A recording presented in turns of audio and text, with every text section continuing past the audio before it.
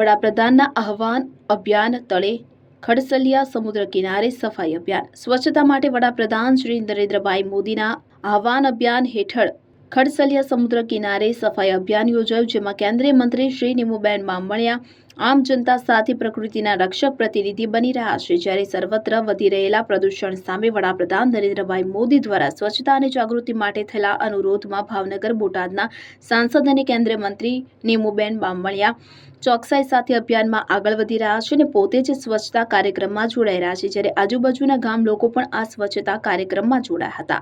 અનિલ ગોહિલ, ભાવનગર। आर्य कन्या गुरुकुल करीब 90 एकड़ में फैले इस विशाल परिसर में कक्षा 5 से लेकर 12 तक निवासी शिक्षा के अवसर उपलब्ध है। इसके अलावा स्थानीय कन्याओं के लिए केजी से लेकर 12वीं कक्षा तक गुजराती तथा अंग्रेजी माध्यम स्कूल भी कार्यरत है। हर प्रकार के खेलों में भी यहाँ की बालिकाएं निपुण हो, इसका ध्यान रखा जाता है। यहाँ कन्याओं को वेदों के प्राचीन मंत्रों के संस्कारों के साथ विज्ञान और टेक्नोलॉजी से जुड़ी आधुनिक शिक्षा दी जाती है।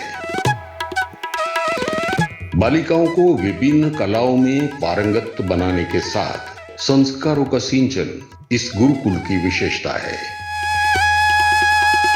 आर्य कन्या गुरुकुल पोरबंदर में एडमिशन के लिए संपर्क करें 8258040404।